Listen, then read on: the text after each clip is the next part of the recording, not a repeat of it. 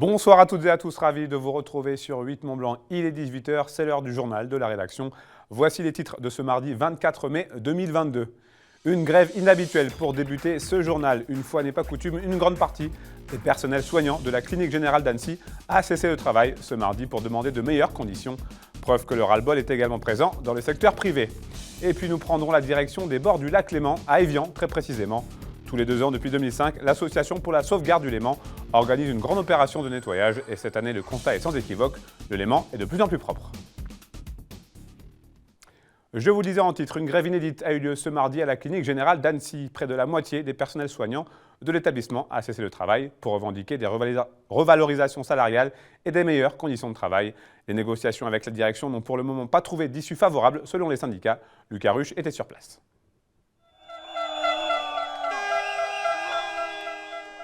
Du bruit, il y en avait ce mardi autour de la clinique générale d'Annecy.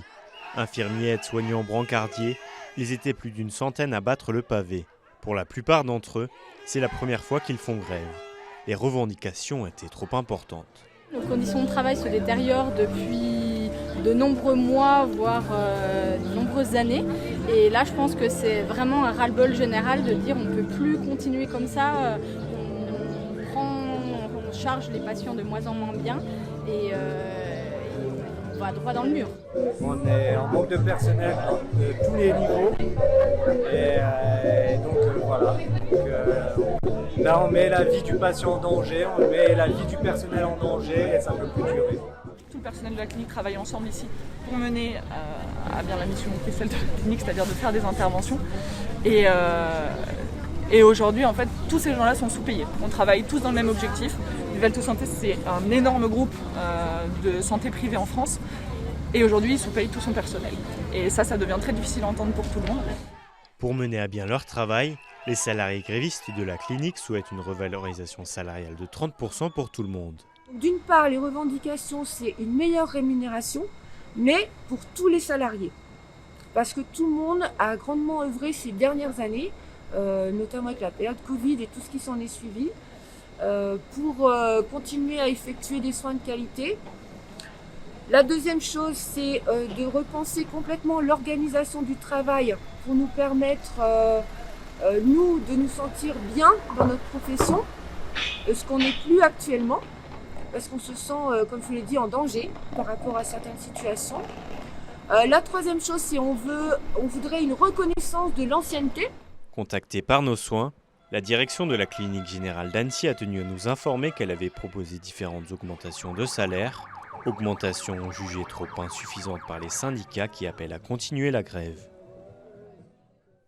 Et puis, toujours concernant le secteur de la santé, l'antenne haut-savoyarde de l'ARS, l'Agence régionale de santé, va changer de tête. Luc Rollet, en poste depuis juin 2019, a été nommé directeur de la stratégie et des parcours. Il sera remplacé à compter du 1er août prochain par Reynald Lemayeux, qui arrive du Pas-de-Calais. C'est désormais quantifiable, les bords du lac Léman sont au fil des années de moins en moins pollués. Depuis 2005, l'Association pour la sauvegarde du Léman organise Net Léman, un week-end de grand nettoyage sur les rives et sur les côtes de 14 sites franco-suisses. Et cette année, ils étaient plus de 1200 volontaires, dont 300 plongeurs à avoir répondu présent. Reportage à Évian de Lucas Ruche. Au bord du lac Léman, on pouvait croiser le week-end dernier de bien drôles de poissons. Il s'agit en fait de plongeurs venus se débarrasser des déchets enfouis sous l'eau. Tout autour du lac, 14 sites sont nettoyés grâce à plus de 1200 bénévoles. Durant toute la matinée, 120 volontaires ont par exemple nettoyé de fond en comble le port de plaisance d'Évian. C'est déjà la 11e édition de ce grand nettoyage franco-suisse. Et d'année en année, les récoltes semblent être de moins en moins volumineuses. Par rapport aux autres années, on voit que les gens font quand même plus attention. Et bien souvent, ce qu'ils perdent, ce sont des petits objets, mais on ne trouve plus des choses vraiment polluantes comme on avait avant, des batteries, ce genre de choses. On voit du mieux quoi. Ouais, il y a vraiment une amélioration. Une amélioration qui ne cache pas, comme souvent, des trouvailles pour le moins insolites, comme ce réfrigérateur ou ce skateboard par exemple. À Évian cette année, 455 kg de déchets ont été enregistrés. Un chiffre encourageant qui baisse d'édition en édition. Chaque année, il y a moins de kilos, c'est-à-dire que dans les premières éditions, on était plutôt entre 15 et 8 tonnes par édition. Maintenant, on tourne plutôt autour de 3-4 tonnes. par édition. Et en tout, depuis 11 ans, on a récolté environ 125 tonnes de déchets. Donc il y a une nette amélioration sur la quantité. Maintenant, on a un autre problème qui est justement tous ces déchets plastiques qui se fragmentent, qui créent des microplastiques et qu'on ne peut plus récolter et ramasser et qui terminent dans les gosiers éventuels des poissons ou des oiseaux et peut-être dans la chaîne alimentaire à terme.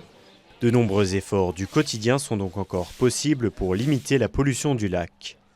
Le rendez-vous est donc pris dans 2 ans pour la prochaine édition du Net Léman. Ils marcheront peut-être sur les traces de Martin Fourcade ou encore de Quentin Fillon-Maillet. Des élèves de 6e du collège René-Long à d'Albi-sur-Chéran se sont initiés à la pratique du biathlon la semaine dernière. Au programme pour ces futurs champions, pas de ski, mais une découverte du tir avec des carabines laser et des cibles à 10 mètres. Cette initiation s'inscrit dans le volet éducation du plan nordique du département de Haute-Savoie. On écoute quelques réactions recueillies sur place par Perrine Aubert. Il y a 2 objectifs qui sont totalement liés. C'est accroître leur capacité d'endurance, capacité sportive. Et en ce moment, c'est très important pour les jeunes. Et en même temps, pour les motiver, justement, parce que courir, c'est pas toujours évident pour certains. Eh bien, c'est rajouter ce challenge du tir qui va les motiver pour la course et qui, en même temps, les oblige à un moment à s'arrêter, à se concentrer. Voilà. Et dans les apprentissages, c'est aussi un aspect très important, d'apprendre à diriger son attention, à se concentrer. C'est tout à fait nouveau en fait, donc ça vient un petit peu de l'effervescence du biathlon français.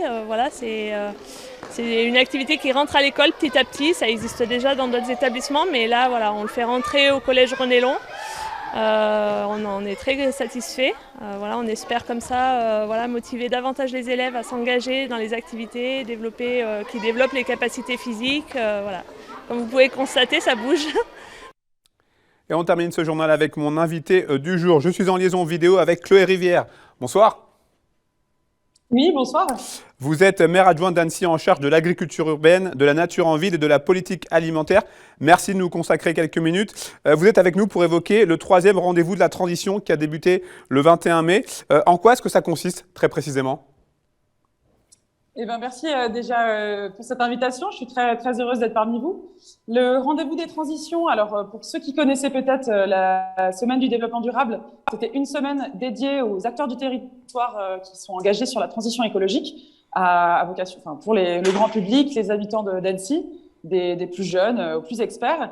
Et là, l'idée, c'est de créer des rendez-vous tout au long de l'année sur les thématiques de transition écologique et de créer une programmation de conférences, de séminaires, de visites, d'ateliers qui sont organisés par la ville sur les thématiques du paysage actuellement. En ce moment, le mois de mai, c'est la nature en ville, la biodiversité. Donc, je suis justement devant le centre horticole pour ceux qui n'ont pas eu l'occasion de venir aux portes ouvertes le week-end dernier. Et donc, du coup, un certain nombre de thématiques qui seront développées jusqu'à la fin de l'année. Justement, vous venez de l'évoquer, ce week-end ont eu lieu les journées portes ouvertes donc de ce centre horticole municipal, la Fabrique des Paysages. Quel bilan là vous pouvez en tirer de ces 2 jours ? Alors c'était un très beau week-end. On a eu à peu près 1000 habitants de la ville qui sont venus visiter le centre horticole. Il faisait très chaud, donc on pense que beaucoup de personnes étaient plutôt au bord du lac ou chez eux, mais une vraie programmatique qui a mobilisé tous les agents du centre horticole et qui a permis d'organiser une dizaine de visites, d'ateliers, beaucoup de visites hors les murs aussi. Ça, c'est une première pour découvrir vraiment les actions du quotidien des agents de la ville, notamment une visite du parc forestier du Semnoz où on a pu faire découvrir à beaucoup d'habitants la thématique de la forêt. Alors le programme de ce 3e rendez-vous de la transition est encore loin d'être terminé puisque de nombreuses animations sont encore prévues jusqu'au 16 juin. Il y a des conférences, des ateliers, des projections. Est-ce que vous pouvez nous en parler un petit peu ? Oui, alors je vous invite à aller sur le site internet de la ville pour tout le détail, mais on a notamment le 3 juin et 9 juin prochain de 10h à midi des ateliers de jardinage au centre horticole. On a aussi le 3 juin à 19h30, la salle des eaux et forêts, une projection du film La Frontière qui parle des enjeux de préservation de la nature et un lien très intéressant avec le monde agricole. Qu'est-ce qu'on a ? Donc ça, c'est pour la partie, un certain nombre de conférences aussi sur l'eau et diverses thématiques de transition écologique avec à chaque fois l'idée de créer du lien entre des associations, les entreprises et les habitants qui sont tous très intéressés par ces thématiques. Vous l'avez évoqué en début d'interview, ces rendez-vous, ils ont lieu tout au long de cette année 2022. Là, c'est le 3e. Le prochain aura lieu au mois de septembre avec la mobilité comme thématique principale. Oui, le prochain, donc, ce sera effectivement septembre avec la thématique de la mobilité. Le mois d'octobre, ce sera sur les thématiques d'alimentation et d'agriculture. Et le mois de novembre, ce sera sur la manière de mieux gérer nos déchets.